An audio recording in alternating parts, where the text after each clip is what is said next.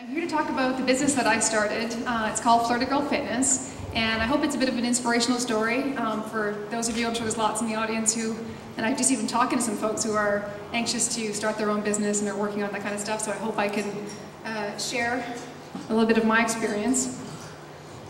That is me on the right and my sister on the left, and we started the business together. She lives in Toronto. And just to give you a little sense about who we are, I have a pretty strong business background. I spent about 12 years working for other companies, taking new products to market was my specialty. I have a master's in business, and I would take a product that had never been to market before and launched it, and I did it over and over again for other companies. I always wanted my own business, but I wasn't sure what I wanted to do, and I kept thinking that the inspiration is going to hit me one day, that I'm going to find this great idea and I'll have my own business, and one day that indeed happened. Now my passion was fitness. I loved working out. That was what spending a lot of time at the gym. It was just that was my hobby. And one day I was watching an Oprah show. Very cliche, but I don't think so many people have had their inspiration this way. And Terry Hatcher was on, and she was giving this demonstration about this sexy fitness class that she was taking in LA. And when I first saw it, my inclination was, I just really want to take this class. And I was living in Toronto, and I Googled it, I called all the gyms, where do I take this class? It looks really fun. Nobody knew what I was talking about, they thought it was crazy. And I looked into it, and the only place I could take this class was in LA. And so that's where the bell started going off for me, that if this is on Oprah, and anything that's touted on Oprah is going to be huge, there's going to be all kinds of demand, there's no supply. So I started thinking, there's got to be something to this, but yet I have no idea how to do this. And so I decided to, pole dancing was a big part of it, and so I decided, well, I have no clue how to pole dance, so I'm going to buy a pole, and I'm going to put it in my room, and I'm going to teach myself how to pole dance. And I called my sister and I said, you have to come and try this with me. And she came up, and she was fantastic at it. And I'm like, how do you know how to do this? And so we started thinking about, if we're going to open up a fitness club, it has to be way more than a pole dancing studio. Fitness is very fatty, and it's got to be, just always like a hot new trend. So we've got to come up with something more original than just a pole dancing studio. So we brainstormed, and we came up with our mission statement, which was to open a premier women's lifestyle facility that is outrageously unique and entertaining to inspire women to get fit and feel fabulous. And essentially what I wanted to create was the un-gym. Women hate to work out, and so I wanted to create a gym that was fabulous and glamorous and fill it full of pink chandeliers and, let's get a liquor license and let's make it this high-end social club and let's throw fabulous parties. And I thought that if you made it really, really interesting, women would actually want to work out, and so that's what I did. And it became a very sort of empowering place.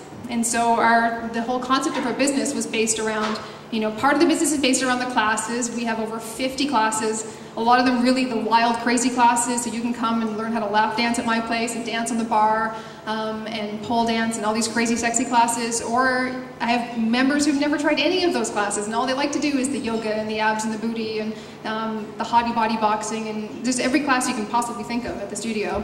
And this part of the business kind of grew out of it was the parties, and the classes became so much fun that we started centering parties around them. And before I knew it, we took off to the point that we're doing 20, 30 bachelorette parties every single weekend and girls' nights out parties. So my studio is almost like a women's nightclub on the weekends, and it's loud and crazy, and women are screaming and yelling and dancing on the bar and drinking, and there's feathers all over the place from the boas, and it's just a very, very fun atmosphere. So this, and at the time, and it's kind of funny that the whole concept here is, to think big and act bigger, because at the time, my concept was, it was always go big or go home. If we're going to do something, do it really, really big. Because if you set your sights up here, and you land here, it's still higher than where pretty much everybody else aims. And so you're still going to end up in a pretty good place. And so my thought was never to open up one studio in Toronto. It was always to, how can I become this really big global brand and to make this something huge. And so I started off with one studio in Toronto, and we opened that in the beginning of 2006. And to give you a sense of the time frame, the show that I watched on Oprah was like the end of February in 2005. And I noodled it for about 2 months, and then I called my sister and I said, okay, quit your job and move to Toronto, and we're going to open up this studio. And it was open in about 8 months. So and I worked my job, so I had my own job full-time, and I started opening up the business. And then I only quit my job about 2 months before the studio opened. And then it was full-time Flirty Girl. And the business took off immediately. It was a huge success in Toronto, and came down to Chicago in early 2007, in June of 2007, opened up here in the West Loop on West Randolph. And at the same time, and that was like sort of the break into the US market. And at the same time, we started creating an infomercial. I don't know if any people have seen our infomercial running, but we have a successful infomercial. We sell removable poles that go into your house, and we have now 28 different DVDs. And we launched that summer, and we got a phone call from one of the biggest infomercial companies saying, we love your product, and we'd like to buy it. And so they bought it, they run it for us while we focus on the rest of the growth. And it sold like $25 million in sales since that launched. Then the recession hit, and I got really nervous, and I thought, this is a luxury good, so everyone's going to stop buying Flirty Girl Fitness for sure, if the incomes are like, cut back. And so I waited. I was like really hesitant to let's not open up more studios until we see what happens, because we're new, we're a brand new business launching in the middle of the recession. What's going to happen? But as you'll see, we've had tremendous growth, and we are expanding. Then we launched a whole new activewear line.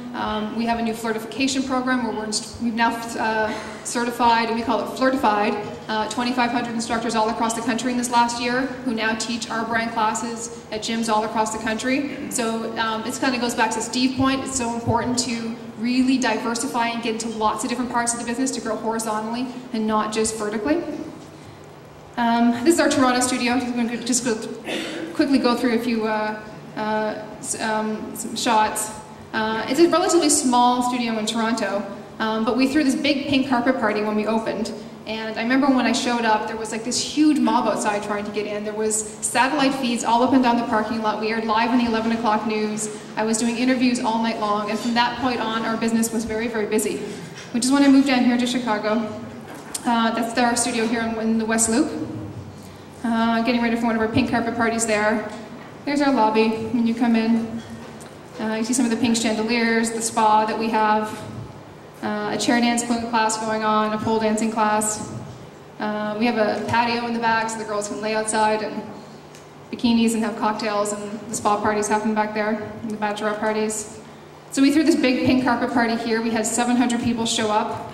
There was R. Kelly. He showed up with his entire entourage.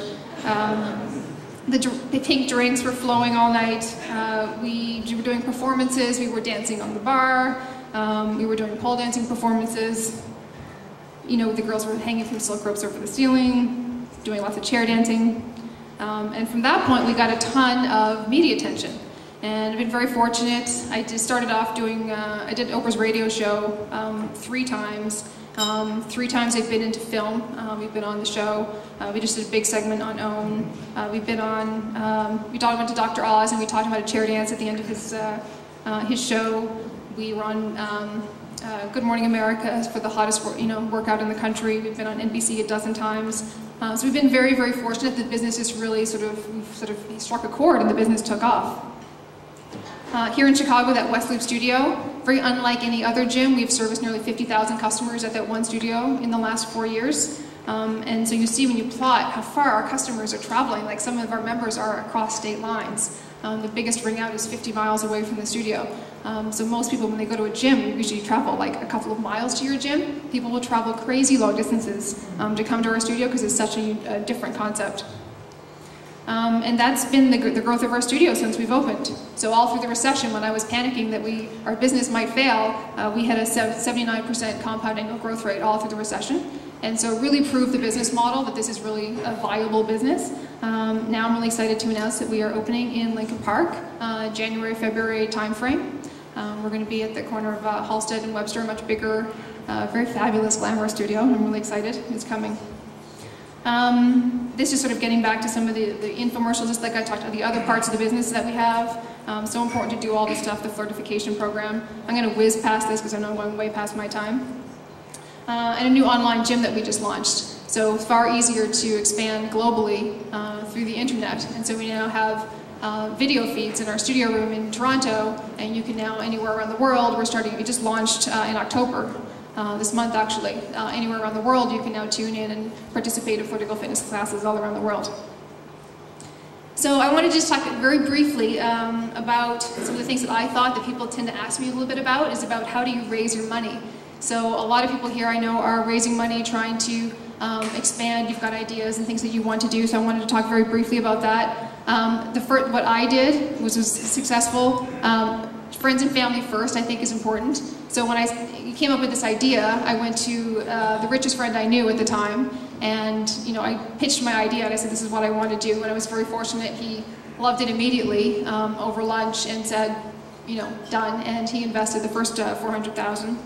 From there, it was my customers, and even to this date, it's my customers mainly who invest in the business. So they love the business so much that I get approached all the time, and my customers have invested in our business. And it's just through their contacts, and if you really network well, especially in this economy, I find that there actually is, despite the economy, there actually is a lot of money out there because people don't want to invest their money in the stock market. So there actually is a lot of people, there are a lot of people looking for investments. I've received hundreds of investor inquiries since I've opened the business. People looking to invest into something that they think is going to be growing and is safer than the stock market. So I think high net worth individuals is probably your best bet in this economy. And so we raised, like I said, I raised $5 million in about a 12-month period. And now we're doing our second capital raise, and we are planning on opening up 20 more studios over the next 5 years all across the country. So just a last little thing, some of my tips for for fundraising. One of the things that everyone talks about, write your business plan. I completely disagree. Having a great big written business plan, sit on a shelf and nobody will read it. It's just too time consuming to get somebody to want to read your great big fat business plan. And so for me, I wrote one a long time ago and nobody ever read it. And so it was all PowerPoint deck. So get a really fancy PowerPoint deck and fill it full of graphs and pictures and ideas of what you want to do. And you're going to get people to look at that much more readily than a business plan. So opposite of what everybody tells you. Another thing, and this is what Steve talked about, is trying to find opportunities. Every single person that you talk to is somehow sort of an opportunity. And whether it's, even forget about money, there's something, there's some way, there's some connection, there's something that they have. And if you ask more questions about the other person than you are about sort of telling what you're doing, you're going to find sort of what that thing is, and you'll connect to that person. And you'll find sort of there's something that they can offer towards your business. And that was sort of how I grew my business, was sort of talking to people. Because when I came to Chicago, I knew one person. I knew my lawyer, I didn't know anybody in the city, and now I have like, a huge database of 50,000 women here. Know your product so inside and out in talking to investors. It's so easy to get sort of trumped, but one of the things is I just slept and just breathed my business. I knew every little bit aspect of it, so if somebody asked me a question, I had thought about it so many up one side and down the other that it was very hard to stump me on anything. And that people are investing way more in you. You might have a great idea, and a lot of people have really good ideas, and it's all about executing it, just exactly like Steve said. And I've found that investors, they were about to invest in me and not necessarily my business. And the passion and the energy and whatever I had, I've often been told it's like, I'm going to invest in you and whatever you're going to do just because you're so passionate about it. So I encourage you to share that passion. And that's it. Thank you.